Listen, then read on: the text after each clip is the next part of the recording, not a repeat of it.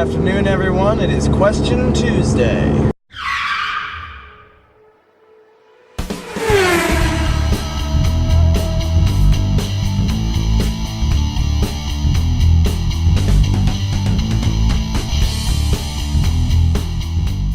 Today's question comes from Christy of Christy543, who asks, why do you hate Rogers and Hammerstein Cinderella? This past weekend I played in the 3-person pit for Rogers and Hammerstein Cinderella, a musical that my brother is also in. I'll also be doing this next weekend, so I'm between shows right now. Rogers and Hammerstein Cinderella is a musical that I have been in twice, and I've come away with it both times with a fairly negative opinion of the play. To begin with, let's start by talking about the story upon which this musical is based. Cinderella is one of the world's oldest and also one of the world's most popular fairy tales. And when I say popular, I mean that there are versions of the Cinderella story that are told across the world. There's a Russian version of Cinderella, there's a Native American version of Cinderella, there's a Chinese version of Cinderella, there's a German version of Cinderella, all sorts of different variations on the story because it's a universal rags to riches type romance story. The version that is the most popular and the most well-known, probably the one that you've heard of, the version with the allegedly glass slipper, which was probably actually fur but was mistranslated, and the fairy godmother.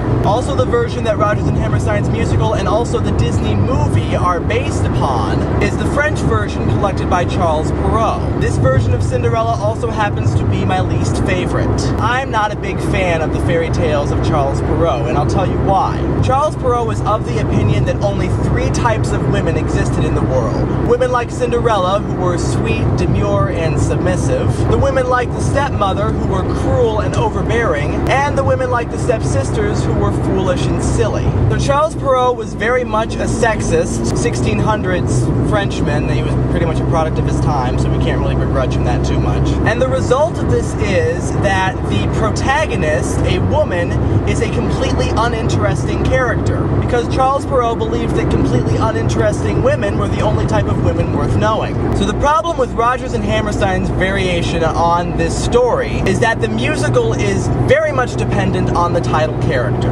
It's a star vehicle. It's dependent on this one character to have a nice voice and to carry the show. I mean, the other characters are important, but less so. I mean, even the prince only has a scene or 2. It's the character of Cinderella who carries the show, and the character of Cinderella is completely uninteresting. She starts out as this meek little girl who obeys her stepfamily unquestioningly, and who occasionally sits in her own little corner and imagines these big things. And by the end of the play, she's pretty much the same person. She hasn't changed any. There's even this great little scene with the godmother, where the godmother is trying to tell Cinderella, look, you can't always just sit and wish for things, you actually get up and do something. And Cinderella keeps saying, oh, but I'm wishing so hard, I'm wishing for this, I'm wishing really, really hard for this. The godmother says, oh, okay, and grants her wish, completely invalidating the lesson that she was trying to teach her. And the prince is nothing more than this walking collection of schmaltz. He's a 21-year-old man who's acting like a 15-year-old boy and with his first crush. And the dialogue between Cinderella and the prince is vomit-worthy.